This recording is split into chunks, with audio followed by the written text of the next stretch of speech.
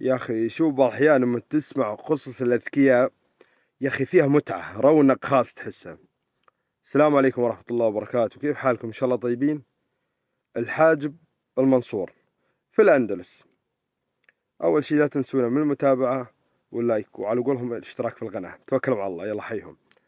الحاجب المنصور جالس يوم من الأيام بقصر وما عنده طاري من الشيطان، قاعد وفي عنده بغرفة يعني تقول بيته بالقصر، أطلع على الشارع. تمام.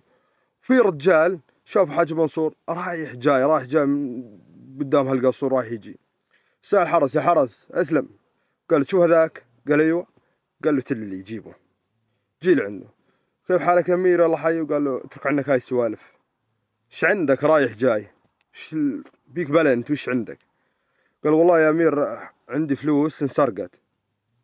قال: ايوه، ايش جاي تسوي عند قصري هنا يعني ليش؟ قال: والله ضاقت فيه بس اني قمت اروح وارجع بس. قال له: ايوه اسلم، كفي حديثك. قال له: انسرقت فلوس. قال له: من وين؟ قال: والله من البيت. قال: طيب شلون من البيت يعني؟ قال: والله جيت البيت سألت زوجتي وين فلوسي، قالت انسرقت. جيت اطلبها لي تجارة ما، قال: والله انسرقت. قال: وافتش، لا عندي باب مكسور ولا عندي شباك مكسور ولا عندي شيء. قال له حاج منصور: ايوه حلوين. قال له: طيب انا بسألك وانت تجاوبني تمام تصدق معي. قال له: ابشر انت امير، منو ما يصدق معك؟ قال له: زوجتك كبيرة ولا صغيرة؟ قال: لا بالله صغيرة. قال له: تمام. قالوا: كم لك متزوج؟ قالوا: بحروة السنة سنة ونص. قال له: حلوين. بكر ولا ثيب؟ قال: لا بالله ثيب. قال له: طيب حلوين، وصلنا لشيء. قال له: وش وصلنا؟ قال له: مو شغلك يا فلان. قال له: ايوه. قال له: ادخل داخل القصر. قال له: ايوه. قال له: جيب لي نوع العطر الفلاني فنهديه للرجال.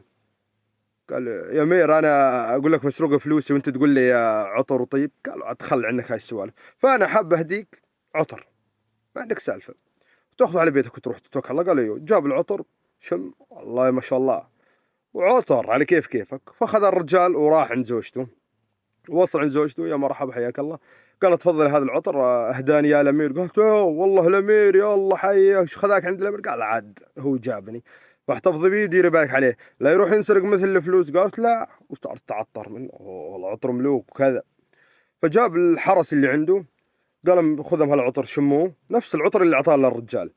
شموه قال: تمام. قالوا: تمام. طبعا ذاك الوقت مو اي واحد يتعطر، عندك الامراء يمكن التجار الاثرياء اللي يتعطرون، مو مثل بزماننا كل شويه اعلان وعطر، وين من جيت تلاقي عطر جوده عاليه وجوده، لا هناك عطر واحد يعني ما في خلاف، مو اي واحد يجي يتعطر، لا يا حبيبي. عندنا كل شويه اعلان وعطر، لا يا حبيبي. المهم، قال: تشمون؟ قال: ايوه. قال: تروحون توقفون على ابواب المدينه كلها. تمام تمام. قال: اي واحد تشمون وحاط هالعطر هذا تجيبونه لي. قال: ابشر.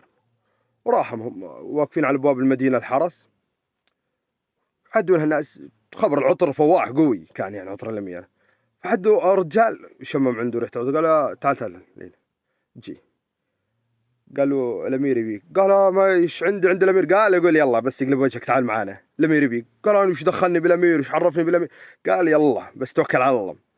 ويجيبون يتلون عند الامير، عند الحاج المنصور. قالوا: قرب. قال له: يا اخي تعرف بالدنيا لازم بي كثير من الناس تسألها على امور، من اين لك هذا؟ تشوف ولا غناء فجأة كونه بايق. المهم، قال له: من لك هذا العطر؟ قال له: والله هذا اهداني واحد صديق لي. قال له: صديق ولا صديقة؟ قال: هذا يقول بنفسه، ايش عرفه؟ قال: لا والله صديق لي، وتخابر عندي صديق تاجر وكذا. قال له: قول اسمع العلم يا جلاد. قال له: اسلم. قال له: تو هذا الرجال. قال له: تجلدوا 1000 جلدة اللي يعترف من العطر اللي جابه. قال له: اصبر، طول بالك يا الامير، انا انطيك العلم كلياته. قال: في مرة؟ قال له: ايوه. قال له: كذا وعده بزواجه بتزوجها وكذا وحابها وعشقان وكذا. قال له: حلوين. الفلوس وين؟ قال له: اي فلوس؟ قال له: فلوس اللي سرقتني هي واعطتك اياها، هاتن. قال له: ابشر. قال له: انت عزب ولا متزوج؟ قال له: بالله عزم. قال له: تمام. خذ منه الفلوس. شوف طريقة الذكاء، خلى عرف زوجته ذاك الرجال بدأ تنطي العطر هذا اللي عشقانته. تمام. فهو بده طبعا هذاك يتبخر ويحط العطر ويضبط اموره وبده يطلع. هذا عطر ملوك يعني، ما اي واحد يجي يحط عطر. شوف اليوم العطر عندنا منتشر في السوق، فصادوا على هالموضوع هذا. قالوا: يلا اقلب وجهك، روح يلا. قام ارسل واحد من الحرس قال له: روح جيب الرجال. جابه. قال له يا الأمير إيش عندنا عطر اليوم جديد كذا. قال له اترك عنك سوالف عطر واتركك من السوالف كلياتها. قال له تبي فلوسك ولا لا؟ قال له والله إني أبي فلوسي. قال له خذ هاي فلوسك. قال له بس قبل ما أعطيك الفلوس. قال له أيوه. قال له ليك تملكني زمام أمر زوجتك. قال له يا الأمير. قال له والله تأخذ الفلوس تملكني زمام الأمر. قال له ابشر زمام الأمر لها العصمة كلها بيدك يا أخي روح. قال له زوجتك طالق منك بالثلاث وخلص. قال لا يا الأمير وش طلق؟ قال له يا أخي لا تسأل عن حاجات تبدي لها سواتكم. بلا لك الموضوع خلاص طلقنا وبس يقلب وجهك. خذ الرجال الفلوس وتطلق الزوج وراحت. فالإنسان لازم ينتبه. حياكم الله. كانت هذه قصتنا اليوم عن الحاج بن منصور وعن الذكاء اللي كان فيه. يا أخي بعض الأحيان عنده ناس تشوف عنده ذكاء ودهاء ما شاء الله تبارك الله لا قوة إلا بالله. السلام عليكم ورحمة الله وبركاته.